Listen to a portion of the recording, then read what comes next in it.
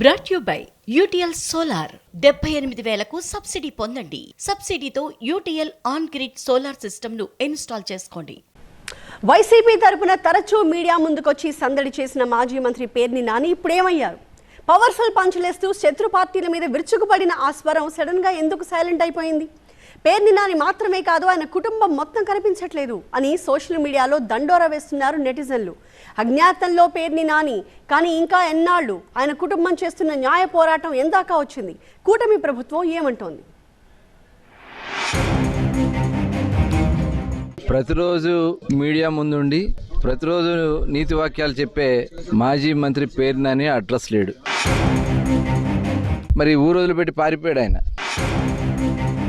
తప్పు చేయనప్పుడు అక్కడే ఉండొచ్చు కదా. ఇవాళ ఎందుకు పారిపోయాడు ఆయన ఊరోజులు పెట్టి? ఆయన లేడు, కొడుకు లేడు, ఇంకా భార్య అయితే సరే. రేషన్ బియ్యం మిస్సింగ్ వ్యవహారంలో పేర్ని నాని పూర్తిగా కార్నర్ అయిపోయారా? ఆయన అరెస్టు తప్పదా అనే చర్చ రాష్ట్ర వ్యాప్తంగా మారుమోగుతోంది. తన భార్య పేరు మీద, తల్లి పేరు మీదున్న గోడౌన్లో 5,000 క్వింటాళ్ల రేషన్ బియ్యం మాయమైందనేది కేసు. పౌర సరఫరాల శాఖ అధికారి ఫిర్యాదు మేరకు ఈ నెల 10న పేర్ని సతీమణి జయసుధ, గోడౌన్ మేనేజర్ మానస తేజపై కేసు నమోదైంది. ఇది జరిగి 2 వారాలవుతున్నా నిందితుల జాడలేదు. అడ్వకేట్ తో మాత్రమే టచ్ లో ఉంటూ అజ్ఞాతంలోనే గడుపుతూ కోర్టుల ద్వారా డిఫెన్స్ గేమ్ ఆడుతోంది పేర్ని నాని ఫ్యామిలీ. నోటీసులు ఇవ్వడానికి వెళ్లినా పత్తాలేరు. మరో దారి లేక ఇంటి గోడకు నోటీసులు అంటించి వెళ్లారు పోలీసులు. విచారణకు హాజరు కావాలంటూ మచిలీపట్నం పోలీసులు తనపై జారీ చేసిన నోటీసుల్ని రద్దు చేయాలని హైకోర్టులో పిటిషన్ దాఖలు చేశారు పేర్ని నాని. రాజకీయ కారణాలతో దురుద్దేశపూర్వకంగా తనను అరెస్టు చేసేందుకు ప్రయత్నిస్తున్నారని పిటిషన్లో ఆరోపించారు. అరెస్టును నిరోధిస్తూ మధ్యంతర ఉత్తర్వులు జారీ చేయాలని కోర్టును కోరారు. నాని క్వాష్ పిటిషన్ మంగళవారం ఏపీ హైకోర్టులో విచారణకొచ్చింది. 22న విచారణకు రావాలని నోటీసులు ఇచ్చినా పేర్ని నాని బేఖాతరు చేశారని హైకోర్టుకు తెలిపింది ఏపీ ప్రభుత్వం. ఇప్పటికే నోటీస్ పీరియడ్ ముగిసిపోయింది కనుక మళ్లీ నోటీసులిస్తే విచారణకు వెళ్లి తీరాలని, క్వాష్ పిటిషన్ వెనక్కు తీసుకోవాలని నానిని ఆదేశించింది హైకోర్టు. పేర్ని నాని భార్య జయసుధ కూడా బియ్యం కేసులో న్యాయ పోరాటం చేస్తున్నారు. ఆమె దాఖలు చేసిన బెయిల్ పిటిషన్పై జిల్లా కోర్టులో విచారణ జరిగింది. కేసుకు సంబంధించిన సీడీ సమర్పించలేదన్న కారణంతో విచారణను 27వ తేదీకి వాయిదా వేసింది కోర్టు. కానీ పేర్ని నాని కేసు విషయంలో ప్రభుత్వం ఊదాసీనంగా వ్యవహరిస్తోందా అనే ఆసక్తికరమైన చర్చ జరుగుతోంది. కేసు నమోదైన 3 రోజుల తర్వాత పేర్ని నాని తన ఇంట్లో పార్టీ నాయకులు, కార్యకర్తలతో సమావేశమయ్యారు. అప్పుడు చోద్యం చూసిన పోలీసులు విచారణకు హాజరు కావాలంటూ శనివారం నోటీసులు ఇవ్వడం ఏంటని ప్రశ్నిస్తున్నారు. అటు అక్రమ కేసులు బనాయించి తమ పార్టీ నేతలను అదే పనిగా వేధిస్తున్నారని కూటమి సర్కారును కార్నర్ చేస్తోంది వైసీపీ. మాజీ ఎంపీ నందిగం సురేష్ ను పరామర్శించిన తర్వాత తీవ్ర ఆరోపణలు చేశారు సజ్జల.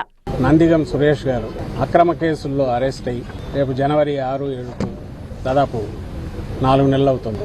కనీసం ఇవ్వాల్సిన ఇది కూడా ఇవ్వట్లేదు.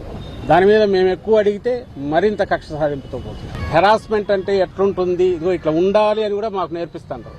భవిష్యత్తులో వీళ్ళని ఒక్కొక్కరిని ఏం చేయాలి, ఎట్లా చేయాలి రాసి పెట్టుకొని అనేది మాకు నేర్పిస్తున్నారు. జగన్మోహన్ రెడ్డి గారు ఇందులో 5% 1% అయినా ఈ ధోరణితో వ్యవహరించే వాళ్ళు అయింటే చంద్రబాబు నాయుడు మేము వచ్చిన 3 నెలలకే జైల్లో ఉండేవారు. 2019 తర్వాత మేము వచ్చాక ఆ రోజు ఆయన అట్లా అనుకోనందువల్లే చంద్రబాబు నాయుడు కింద కేసుల మీద ఎంక్వైరీలు జరిగి దర్యాప్తులు జరిగి ఆ తర్వాత ఫైనల్ దీనిగా ఆయన అరెస్ట్ చేశారు తప్ప ఇప్పుడు ఈ రోజు చంద్రబాబు నాయుడు రాగానే ఏం చేస్తున్నాడు? 3 నెలల్లో తన కేసులు ఎట్లయితే ఆయన చూసుకుంటున్నాడు. నాని కుటుంబం పాల్పడ్డ రేషన్ బియ్యం కుంభకోణంపై విచారణకు సిట్ ఏర్పాటు చేయబోతున్నట్టు సంకేతాలిచ్చింది కూటమి ప్రభుత్వం. తన గోడౌన్లో బియ్యం నిల్వలు తగ్గినట్టు ఆయనే స్వయంగా అంగీకరించారని, తప్పించుకు తిరిగినంత మాత్రాన అరెస్టు తప్పదని వార్నింగ్ కూడా వచ్చింది. ఇది కక్ష సాధింపు కానే కాదని క్లారిటీనిస్తోంది. పేరు మీద ఉన్నటువంటి గోడౌన్లో స్టాక్ డిఫరెన్సెస్ ఎందుకు రాలేదు? వాళ్ళ భార్య పేరు మీద ఉన్నటువంటి గోడౌన్లోనే స్టాక్స్ డిఫరెన్సెస్ ఎందుకు వచ్చినాయి? అదే కాటా కదా. ఇందులో కక్ష సాధింపే ఉంది. ఆయనే లెటర్ ఇచ్చారు కదా. మా కక్ష సాధింపు ఎక్కడన్నా ఉందా? మేము కక్ష సాధింపు చేయాలంటే ఆ రోజు రాత్రే కుటుంబం జైల్లో ఉండేది. మేము పూర్తిస్థాయి విచారణ చేసి దీంట్లో ఏమైతే ఉన్నాయో అవన్నీ కూడా బయట తీసిన తర్వాతే వాళ్ళ మీద యాక్షన్ తీసుకోవాలని నిర్ణయించుకుని ఇవాళ మొత్తం వాళ్ళది బయటపడింది. సమాధానం చెప్పమన్నా కూడా సమాధానం చెప్పకుండా తప్పించి తిరుగుతున్నారు. తప్పకుండా చట్టం ముందు నిలబడాల్సిందే.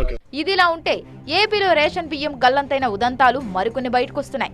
మొన్న మచిలీపట్నంలో, ఇప్పుడు కాకినాడలో ప్రైవేటు గోడౌన్లన్నీ వైసీపీ అధీనంలోనే ఉండేవని, లారీలు తరలించినా లెక్కాపత్రం లేదని వార్తా కథనాలు రావడంతో మరికొన్ని కేసులు నమోదయ్యే అవకాశాలు కనిపిస్తున్నాయి.